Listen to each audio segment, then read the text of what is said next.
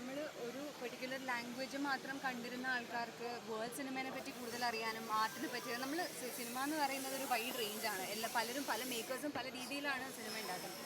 അപ്പോൾ ഓരോ മേക്കറിൻ്റെയും അവരുടെ രീതിക്ക് അനുസരിച്ച്, അവരുടെ ലാംഗ്വേജിനനുസരിച്ച്, അവരുടെ കൾച്ചറിനനുസരിച്ച് സിനിമ ഉണ്ടാക്കുമ്പോൾ അത് കാണാനുള്ള ഒരു ഓപ്പർച്യൂണിറ്റി എന്ന് പറയുന്നത് ഈ ഫെസ്റ്റിവൽ മാത്രമാണ്, ഫിലിം ഫെസ്റ്റിവൽ മാത്രമാണ്. അതിലും പർട്ടിക്കുലർലി എനിക്ക് തോന്നുന്നു കേരള ഫിലിം ഫെസ്റ്റിവലിൽ നമ്മളിപ്പം മലയാളം സിനിമ എന്ന് പറയുന്നത് കൊടികെട്ടി വാണുകൊണ്ടിരിക്കുന്ന സമയമാണ്. അപ്പോൾ ഇവിടെ അങ്ങനെ ഒരു ഫിലിം ഫെസ്റ്റിവൽ നടക്കുക, നമ്മുടെ സിനിമ പുറത്തുള്ള ആൾക്കാർ കാണുക, അവരുടെ സിനിമ നമ്മൾ കാണുക, ഇറ്റ്സ് ലൈക്ക് കൾച്ചറൽ അമാൽഗമേഷനാണ് ഇവിടെ ബേസിക്കലി നടക്കുന്നത്. So very happy about it. ഞാൻ പറഞ്ഞ പോലെ തന്നെ എനിക്കൊന്ന് ഫീമെയിൽ ഫിലിം മേക്കേഴ്സിനും ഫീമെയിൽ ആർട്ടിസ്റ്റിനും ഒരുപാട് ഇമ്പോർട്ടൻസ് കൊടുത്തുകൊണ്ടാണ് 2024 IFFK പ്ലാൻ ചെയ്തിരിക്കുന്നത്. അപ്പോൾ അവരുടെ എന്താ പറയുക ഈക്വൽ സ്പേസും അവരുടെ ടാലൻറ്റ് അല്ലെങ്കിൽ അവരുടെ പെർസ്പെക്റ്റീവ് എന്നുള്ള സിനിമ കാണാനുമുള്ള ഒരു ഓപ്പർച്യൂണിറ്റി ആയിരിക്കും.